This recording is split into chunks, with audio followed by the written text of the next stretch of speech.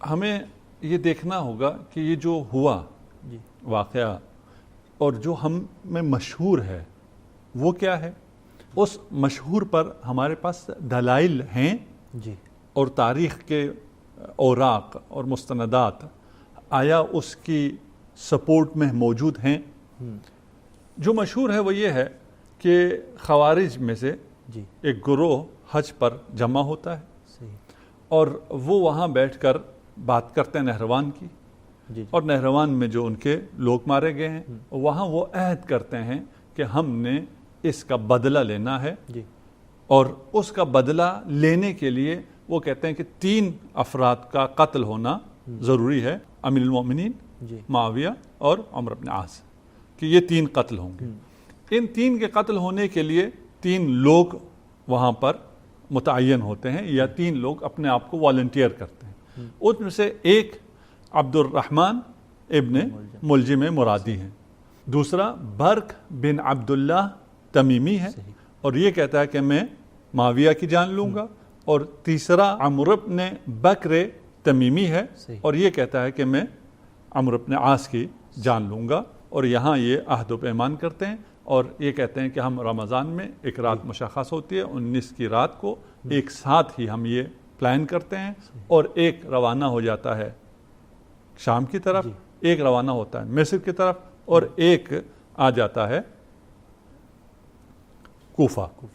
اس کے بعد ہم نے یہ دیکھنا ہے کہ عبد الرحمن کیوں قتل کرنا چاہتا تھا امیر المومنین کو, اس کی جو پیچھے ہسٹری کیا ہے, اس کی شخصیت کیا ہے, اس کے عقائد کیا ہیں. ابھی جو ہم نے ابھی تک جو واقعہ سنا اور تاریخ میں مشہور ہے کہ یہ خوارج میں سے تھا, اور خوارج کے اس اجتماع میں جو کہ مکہ میں حج کے موقع پہ ہو رہا ہے وہاں یہ فیصلہ ہو رہا ہے.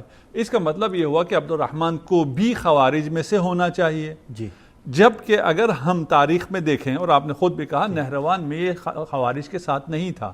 جی بالکل ایسے ہی. ایک اس کے بعد بھی کسی بھی تاریخی سند میں اس کا خوارج سے تعلق ثابت نہیں ہوتا ہے.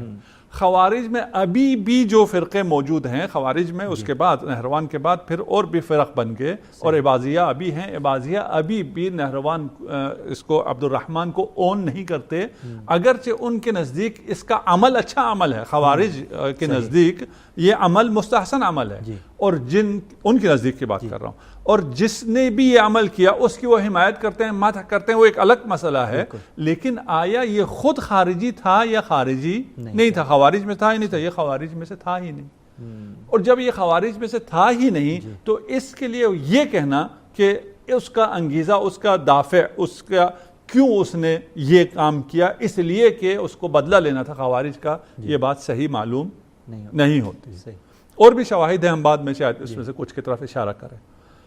دوسرا یہ کہتے ہیں وجہ کیوں قتل کیا امیر المومنین کو, قطام نامی ایک حسینہ تھی کوفہ میں, اور اس کے کہنے پہ یہ کام اس نے کیا. وہ اس کے عشق میں گرفتار ہو گیا اور اس نے کہا میں تم سے شادی کرنا چاہتا ہوں, اور اس خاتون نے کہا کہ میرا مہریہ ہی یہی ہے کہ تم امیر المومنین کو قتل کرو.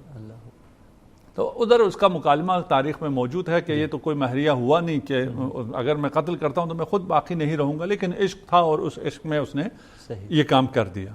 یہ دوسرا وہ دافع بیان کرتے ہیں, وجہ بیان کرتے ہیں.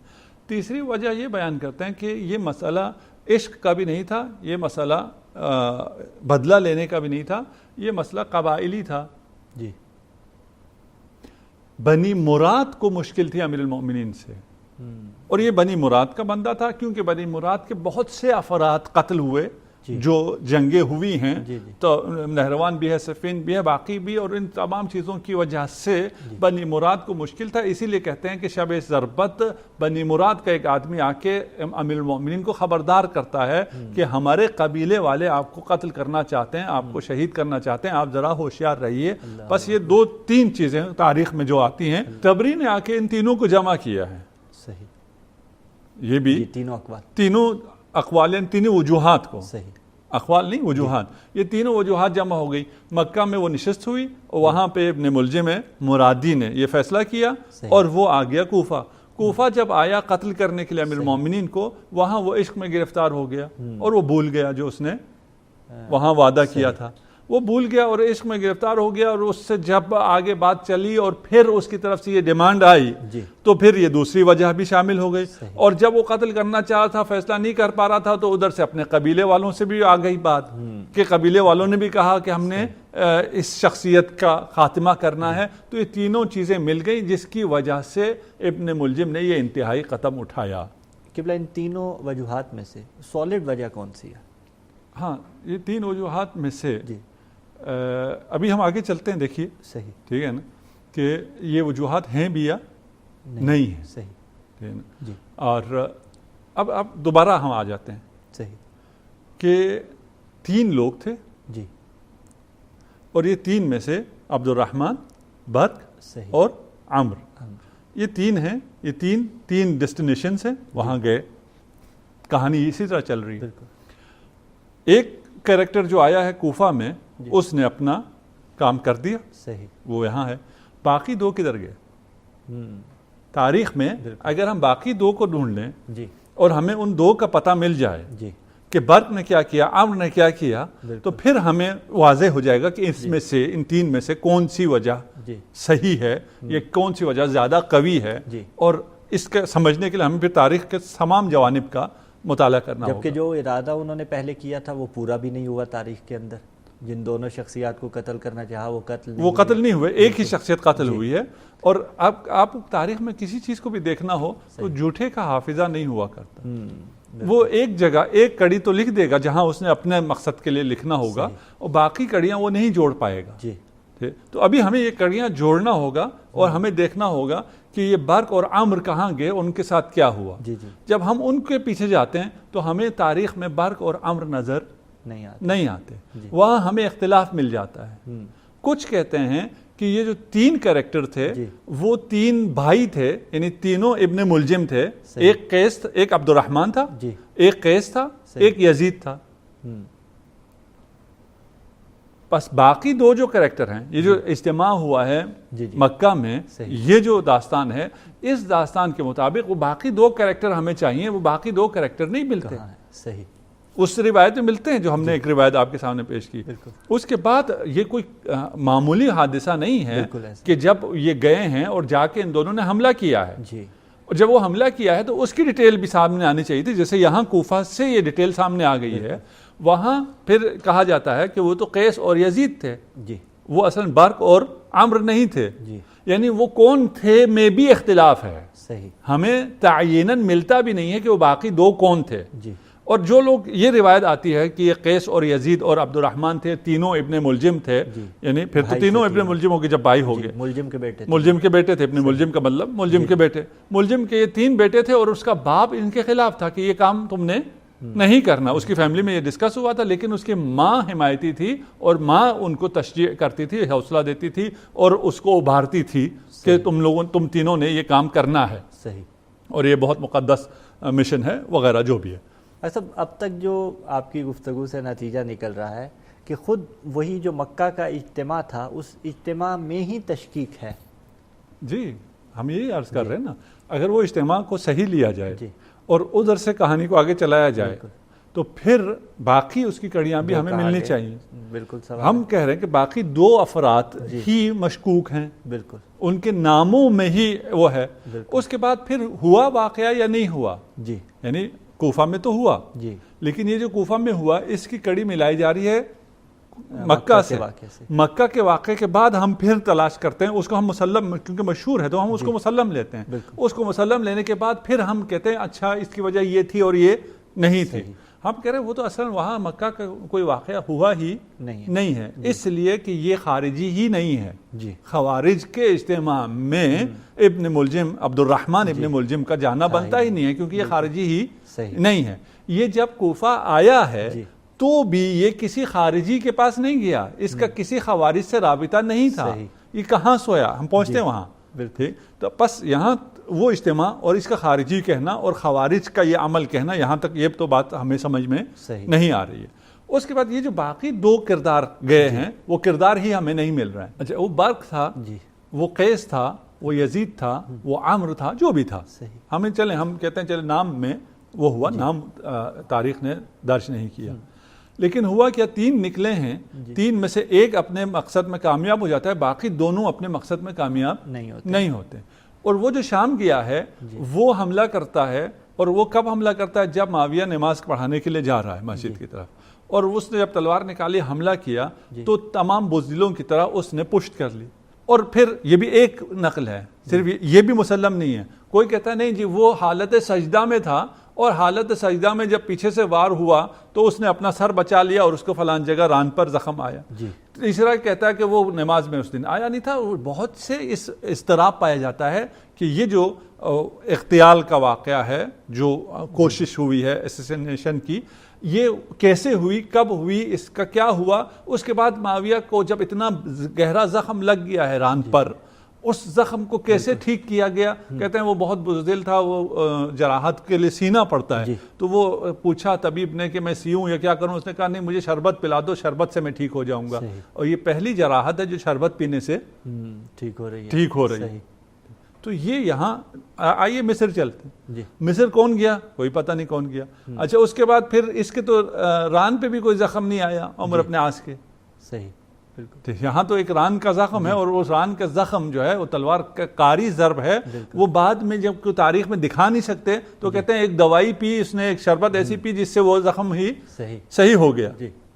اچھا یہاں پھر ہمیں مصر میں زخم چاہیے اور زخم کے بعد کوئی دوا چاہیے، تو کہتے ہیں نہیں اس دن عمر ابن عاص کے پیٹ میں شدید درد تھا تو وہ نماز پڑھانے کے لیے نہیں آ سکے صبح، تو وہ نہیں آ سکے تو پھر کیا ہوا؟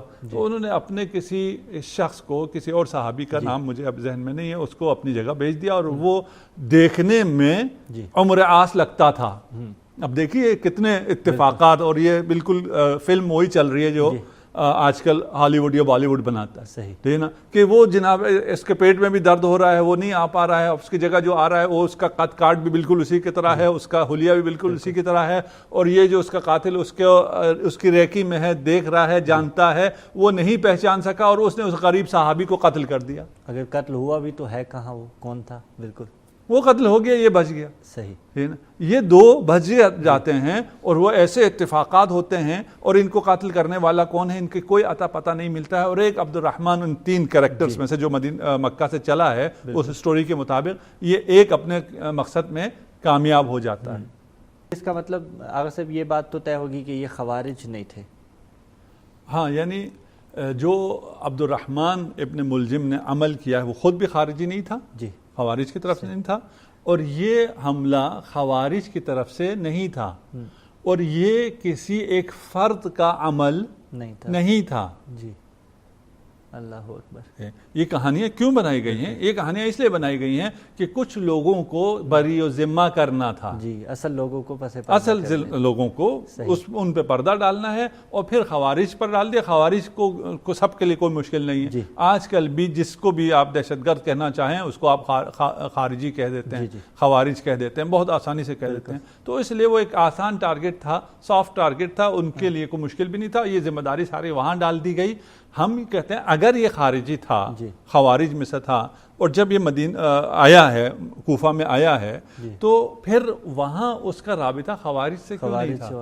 وہ کہاں رہا اس رات کو؟ وہ کہاں سویا؟ اللہ اکبر، یہ اہم ہے بالکل۔ وہ رات جہاں سویا ہوگا وہاں سے پھر کڑیاں ملیں گی کہ یہ اس کا کس نے اس کو بھیجا تھا، کس نے اس کو فیسیلیٹیٹ کیا تھا، اس کے سہولتکار کون تھے، اس قتل کے پیچھے کون تھے۔ وہ آتا ہے، آ کے اشعث کے گھر میں رکتا ہے، ابن قیس کندی، اشعث ابن قیس کندی کے۔ اور صبح، کیونکہ بندہ انتہائی فضول قسم کا آدمی تھا، نمازی تو تھا نہیں، وہ صبح نماز کے وقت پہ نہیں جاگتا ہے، تو اشعث اسے اٹھاتا ہے، بالکل، اٹھو۔ وہ کیوں اٹھا رہا ہے؟ کیونکہ اس کو علم ہے کہ اس نے کیا کرنا ہے، اس نے کیا کرنا ہے۔ اس کے گھر آ کے رکا ہے، اس کو نماز کے لیے اٹھا کر بھیج رہا ہے۔ اشعث اس قتل کے پیچھے ایک وہ کردار ہے جس کے اوپر پردہ ڈالا جاتا ہے، جس کو نمایاں نہیں کیا جاتا، جبکہ امام جعفر صادق علیہ السلام سے صریح روایت ہے کہ اشعث علی ابن ابی طالب کے قتل کا اصل محرک ہے، اس کے پیچھے اشعث ہے۔ اچھا، اشعث کیوں ہے؟ سوال ہے، بالکل ہے نا۔ اشعث کون تھا؟ خوارج میں سے تھا؟ نہیں، اللہ وہ خوارج میں سے نہیں تھا. جی. ہاں وہ خوارج کے پیچھے وہ تھا, خوارج کو اکسانے والوں میں وہ تھا, بالکل وہ ان اشخاص میں تھا جس نے سب سے پہلے جب معاویہ نے اہل شام نے نیزے پر قرآن کو بلند کیا اللہ تو اکبر. سب سے پہلے یہ آواز لگانے والا کہ ان سے اب تحکیم ہونی چاہیے, قرآن کے خلاف جہاد نہیں ہو سکتا, اللہ اکبر. یہ نعرہ لگانے والا سب سے پہلے اشعث تھا. اشعث تھا. اللہ اکبر. اور جب روک دیا گیا جنگ کو اور جنگ نہیں ہونے دی گئی اور اس کے بعد تحکیم کا ہوا تو لا حکم الا للہ کہنے والا سب سے پہلے نعرہ بلند کرنے والا بھی اشعث ہے. اللہ اکبر. یہ خوارج میں سے نہیں ہے. جی. تو یہ کون ہے؟ اشعث کو پھر پہچاننے کی ضرورت ہے کہ اشعث کون ہے اور یہ کیوں یہ کر رہا ہے, یہ سازش کیوں کر رہا ہے, یہ اس قتل پہ کیوں ایک شخص کو آمادہ کر رہا ہے, کیوں فیسلیٹیٹ کر رہا ہے. تو اشعث والی عثمان تھا آذربائیجان میں. بالکل. اس کے بعد جب امیر المومنین تشریف لاتے ہیں خلافت ظاہریہ میں تو بہت سے ان لوگوں کی طرح جو بنی امیہ جو مراعات لے رہی تھی ان کو عزل کیا, ان میں سے ایک یہ اشعث بھی ہے. اس کے پاس اتنا مال تھا, کہتے ہیں کہ ثلث کوفہ اس کی ملکیت تھی, 1/3 کوفہ, جہاں کا وہ والی تھا وہاں اس کی کتنی کرپشن تھی. اللہ اکبر. اس کا کیا حال ہے. اب جب اس کرپشن کو ختم کیا جی اور اس کو اس سے عزل کیا تو پھر اس کے مقابلے میں یہ جا کے پھر پہلے بھی بنی امیہ کے ساتھ تھا. جی. میں نے پہلے یہ والی ہے آذربائیجان اس لیے بیان کیا کہ اس کا تعلقات تھے, بلکہ بنی امیہ کے عواملین میں سے تھا, اس کے والی تھا, تو اس کی وجہ سے اس کے تعلقات تھے شام کے ساتھ, معاویہ کے ساتھ, اور یہ سارا قتل اس کے پیچھے بنی امیہ ہے. اللہ اکبر.